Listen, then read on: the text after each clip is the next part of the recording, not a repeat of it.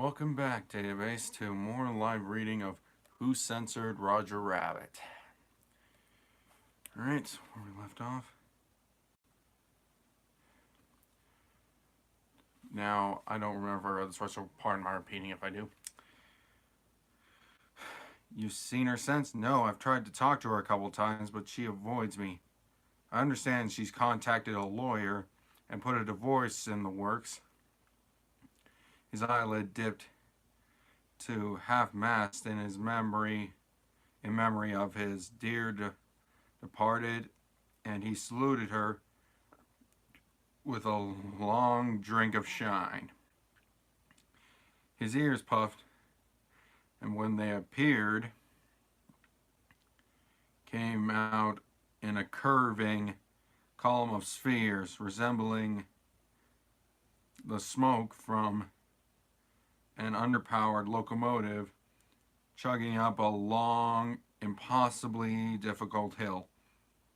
Okay, now that we've covered your martial squabbles, let's do your assault on Rodger de Greasy.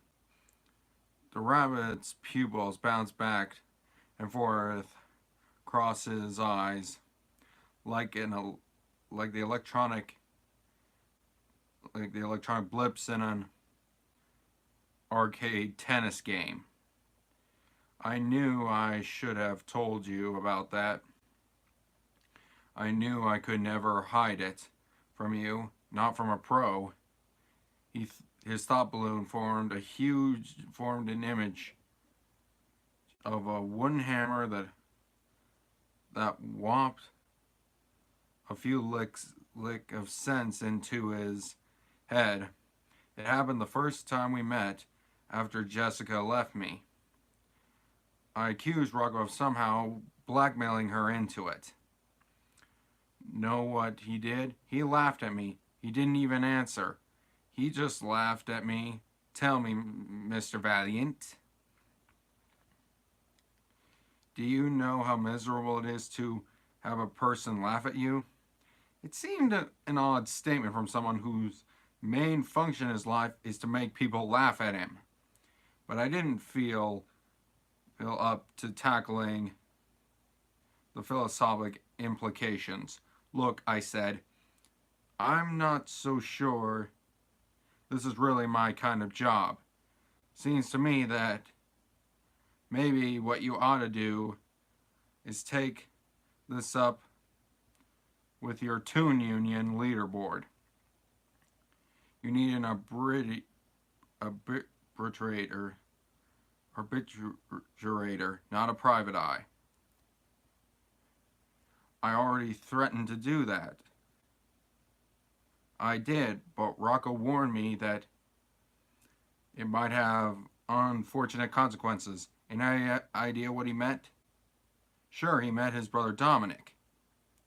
Rodger shuddered the way you do when an icy draft slips down the back of your neck. I'm not a brave rabbit, Mr. Valiant. I'm not about to buck Rocco when Dominic by myself. That's why I came to you. I cradled my head in my hands. What had I ever done to deserve this? Other detectives get the Maltese Falcon. I get a paranoid rabbit. You should have told me about your marital problems before, I said self-righteously, hoping I'd provoke the rabbit to fire me. The rabbit accepted my scolding with remarkably good grace. Well, I would have, except you didn't ask. When we first met, you were so taciturn and in such a hurry. Who am I to second guess a private detective? I assumed a close-mouthed, speedy approach Must be your style. I assumed you were a pro and you knew what you were doing. I guess I was right. I mean, you did find out about everything anyway. Yeah, I sure did, I said with a gloom resignation. The, the rabbit dropped his voice so low his balloon words barely cleared the booth top. Where do you go next, Mr. Valiant? The words inside the balloon flickered on and off like a decrepit neon sign. Are you going to see Jessica? Yes, I am. First thing tomorrow morning. The rabbit bowed his head and sent up a scrolly, illuminated balloon that could have been ripped straight out of a prayer book. Well, when you do, would you give her a message for me? Will you tell her I still love her? Tell her I miss her very much, and I'd like to give our marriage another try. Tell her that I'm sorry for whatever I did to offend her, and I promise to change. I promise to do anything she wants. If only she'll take me back. Will you tell her that, please? I didn't stick around much longer. It depressed me to see a grown rabbit cry. Chapter 7.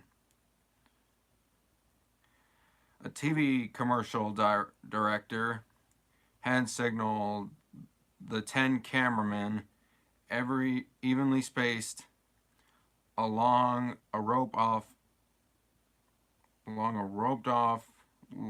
length of Rodeo Drive.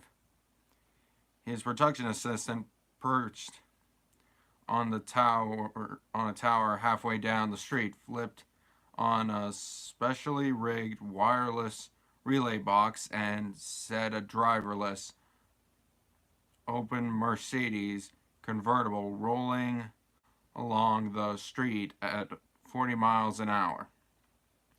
A stubby helicopter overtook the Mercedes from behind and assumed a position just above the driver's seat. A trim, white-suited female wearing a leather flying helmet and aviator goggles with a rope coiled around her left shoulder appeared in the helicopter's cargo door. She secured one end of the rope to pin a ring on the helicopter's interior bulkhead.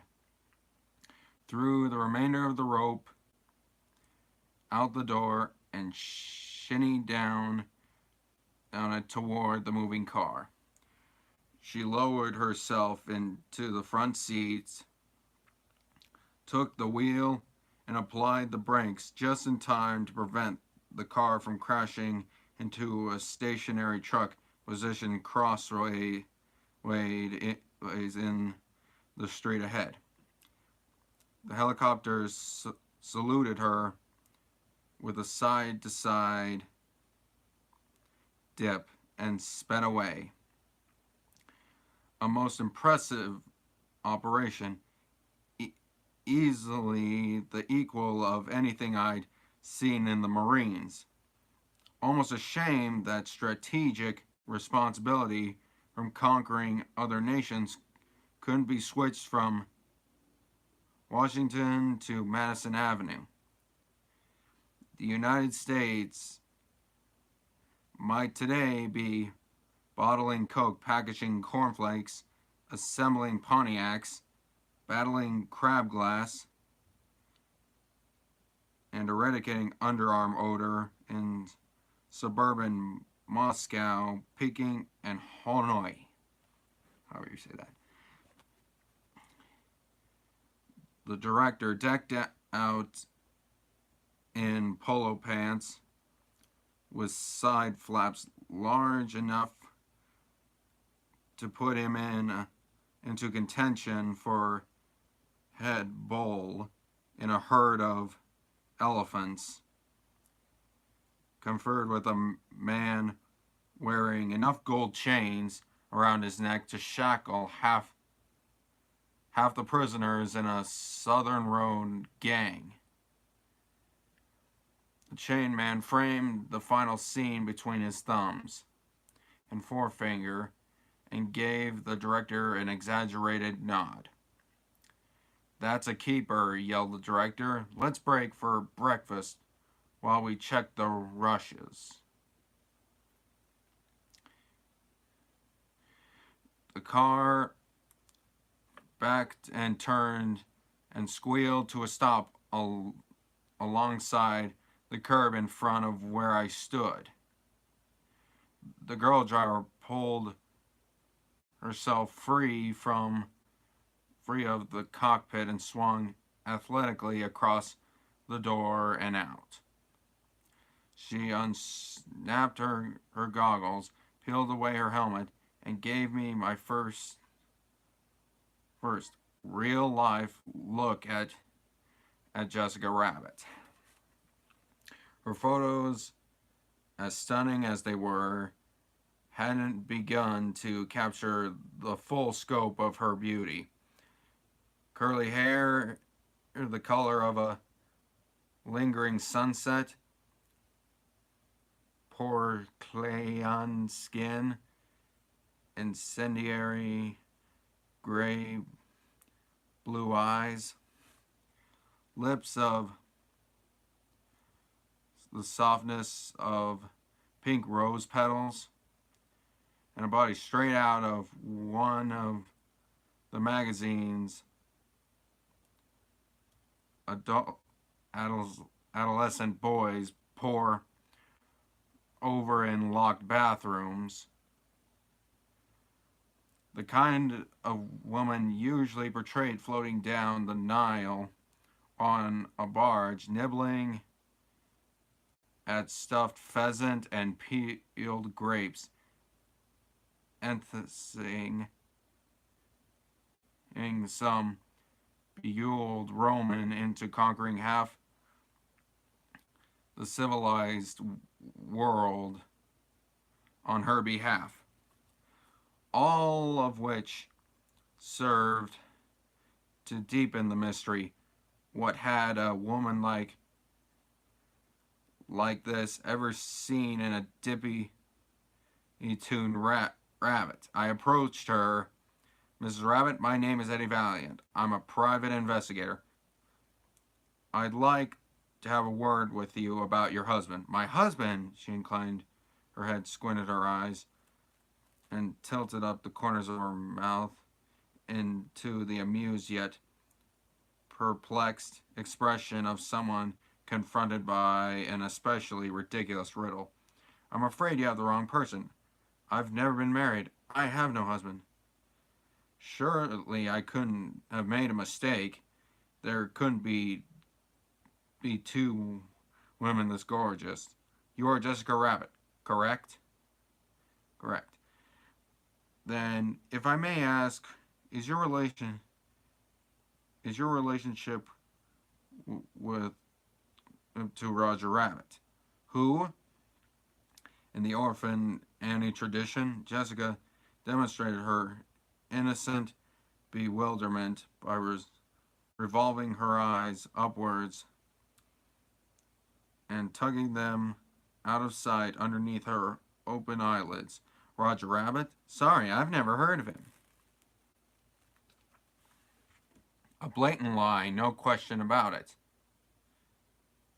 As though to illustrate what happened to people who lie, her brilliant smile dribbled off her chin and fluttered to the ground like a cuspid butterfly. I reacted the way I would have had she dropped her hanky. I reached down, scooped up her smile, and handed it back. only to find that while I had been bent over, other assorted portions of her anatomy, including both ears and her nose, had also fallen off. I gladly scrambled to retrieve these bits and pieces of her too, but they disintegrated before I could reach them. I stood upright just in time to witness the rest of her disappear the same way. My hands, still shaped to the bow of her smile, I circled the spot where she had stood, kicking my toe against the concrete. Not a smudging of her remained. Suddenly, I heard bemused, husky, feminine laughter behind me. I take it you've never seen a doppelganger erode before. I turned around and found myself facing Jessica Rabbit. Of course, what I saw wasn't really her. It was a mentally projected duplicate of her, or doppelganger as Toons call them.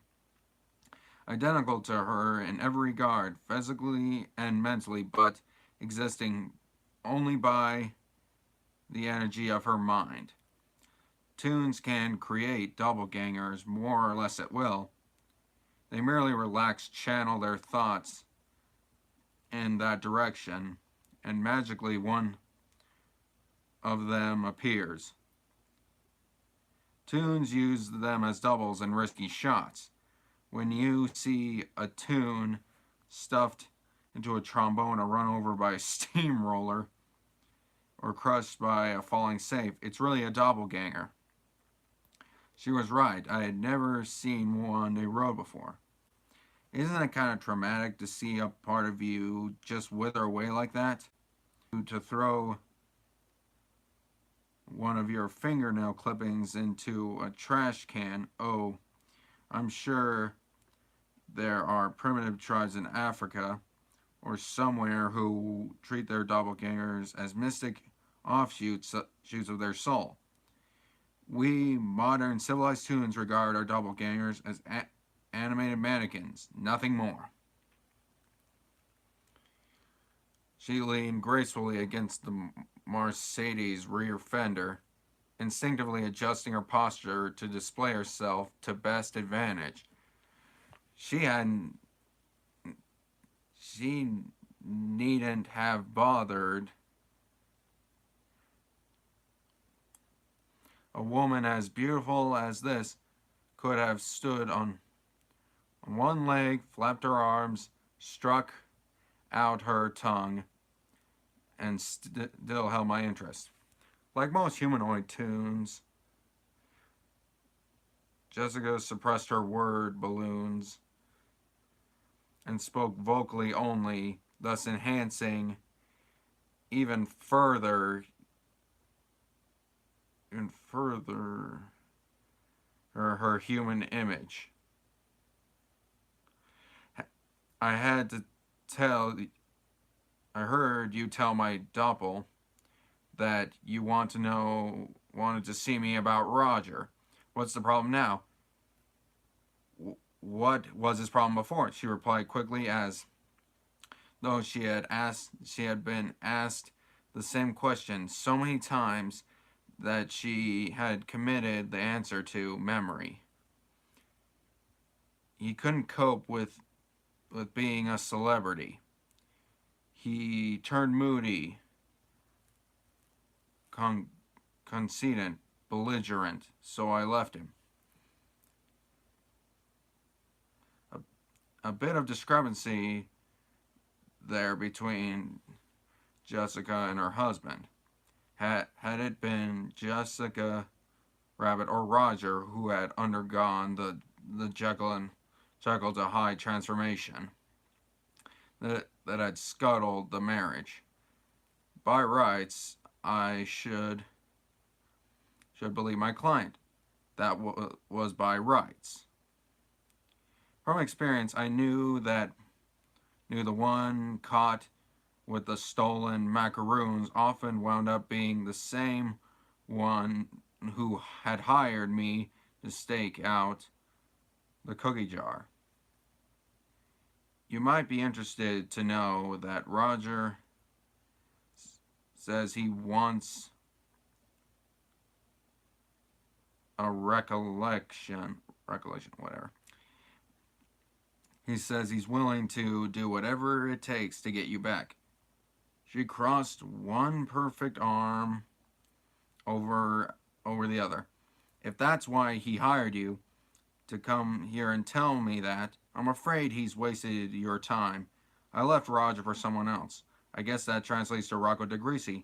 She dipped her chin and held it there, the way a fighter would to protect himself from an uppercut. That's right, though I don't see why it's any concern of yours. Good looks could distract me only so long. Rodger hired me to investigate irregularities in his contract. Rather an odd coincidence that his estranged wife would have had such a close relationship with one of the people who gave him that contract. You have anything to do with the DeGreasys signing Rodger? She shook her head,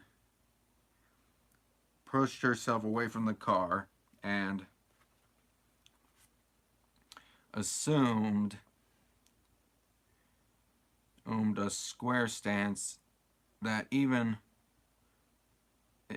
in its belligerence gave a certain graceful beauty to her tiny clenched fists and firmly set jaw. Absolutely not. I never understood why they did it. Rodger has no talent whatsoever. I suspect Rocco thought it would please me and perhaps win me back, or possibly Rocco feared Rodger might move to another part of the country and take me with him. A contract tying Rodger down might have seemed the easiest way to prevent that. Did the DeGreasys ever promise Rodger his own strip? Too bad she suppressed her balloons. Her tingling laugh could have re-outfitted a Swiss bell ringer. No, never. That's nothing more than a story Rodger concocted. You should not take Rodger too seriously. He does see a psychiatrist, you know. You ever hear of anyone wanting to buy out Rodger's contract and give him his own strip? Yes, I heard a rumor to that effect, but I can't imagine anyone wanting to star Rodger in anything. Believe me, the rabbit has absolutely no talent. None. The director interrupted us before I could follow up. Jessica, sweetheart, the director said, the agency man wants you to shoot a slightly different angle. Could you give us another doppel? Of course. Would you excuse me, she said to me. She stepped to a nearby dressing trailer and several minutes later emerged as twins. Ready to shoot? She told the director. The two indistinguishable Jessicas climbed into the helicopter and flew off into the morning sky. While I waited for her return, I located the nearest payphone and called my client, hoping to clarify a few of the inconsistencies Jessica had lobbed into the ball game. Rodger answered in a state of panic. Am I glad it's you? You have to get over here. This isn't just a matter of broken promise anymore. It escalated drastically. How so? Rodger gulped audibly.